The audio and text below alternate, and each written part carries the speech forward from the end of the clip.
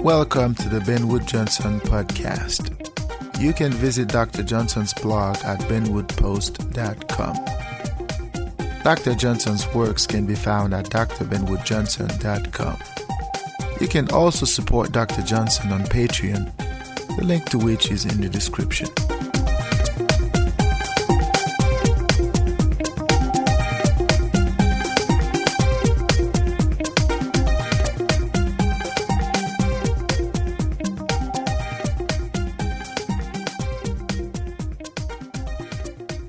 Welcome to the Ben Wood Johnson podcast.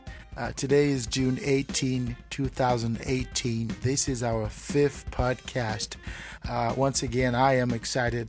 We have one podcast left in this series, and we are still talking about the importance of technology. We are still debating the purpose of technology. In this particular installment, we are going to talk about how society sort of decides which technology is important and which is not important. And because of that selection or that restriction, the individual is no longer capable of sustaining himself. Certain technologies that used to be important for his existence are no longer viewed as such. Society decides which technology is of a value and which is not of any value. And this creates a situation where there's a staggering amount of accumulation of wealth, and there's also a staggering amount of accumulation of poverty. So there's a lot of poverty as a result, and the being is in the middle of that because the being has to survive, and the being cannot survive because society determines the structure of survival, and the being no longer has the capacity to create his own survival mechanism. His techniques are irrelevant within the confine of society itself. So without further ado, let us delve right into it.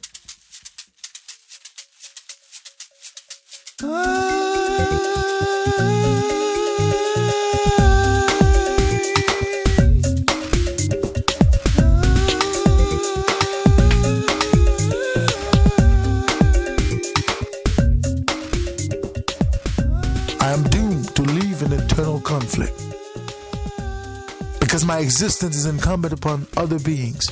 My existence is incumbent upon what they think. Do I deserve to be? And I am going to be according to them. I'm not going to be just because I am. I'm going to be according to them. You're going to make me be. And my existence is incumbent upon that approval. My subsistence is relative to the level of approval I get.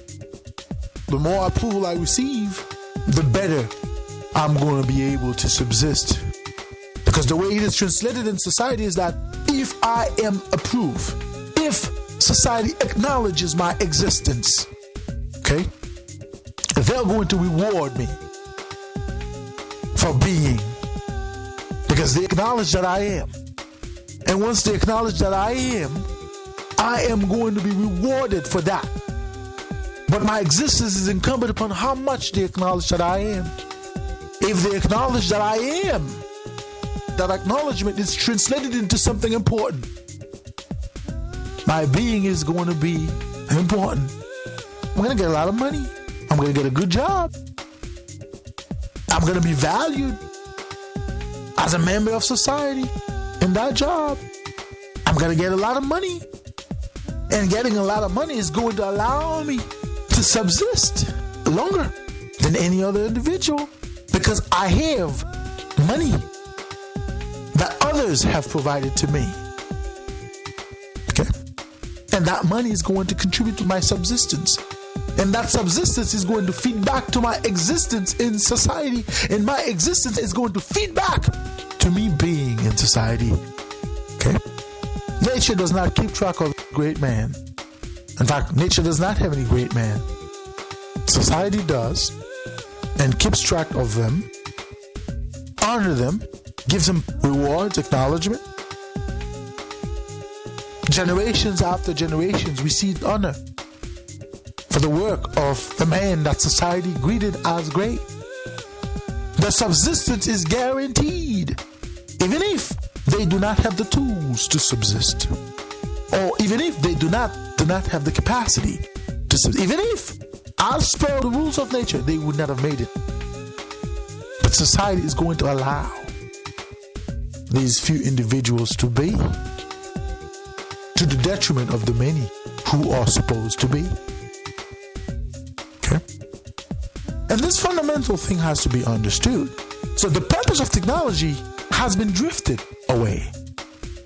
Technology now is an important element. Technology now is an important asset of social existence.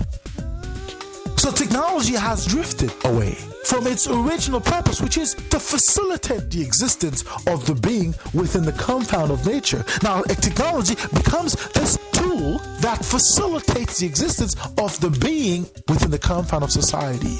And that technology enables or enhances comfort in society. Technology is an item that can be bought, sold, as opposed to nature. Technology is intangible. Technology is something that everybody has. Therefore, in nature, everybody's a technician. Thereby, the worth of technology is irrelevant, because technology in nature is important for the survival of every individual. But in society, the worth of technology is important because not everybody gets to be a technician, even if everybody is naturally a technician. In society, one has to go to school. The purpose of education is to teach future technicians, is to prepare future technicians. But what they're teaching you are things that you already know. But you don't know you know, because you don't know what society is going to require from you. Suppose that you're an astrophysicist. What sets you apart from somebody who is a fisherman? What sets you apart from him? The only thing that sets apart from an astrophysicist and a fisherman is the prestige. And the prestige that society imposes, or a society bestows upon the person he deems worthy of that prestige. Any man could be a fisherman. Any man could be an astrophysicist. The astrophysicist has a bigger brain than the fisherman. Is there a biological difference between an astrophysicist and a fisherman? No. None. None can be found in society. And none can be found in nature either. However, being an astrophysicist is a technology invented by man in society. It's a technology that men invented, and only a few has access to that technology. Thereby, being an astrophysicist makes you an important man. However, being a fisherman is not viewed as a technology to subsist in society. And I'm sure back in the days when there were no astrophysicists around, a fisherman was a valued member of society. I'm sure he was. Especially during the time when everybody counted on fish to eat, to subsist. Okay?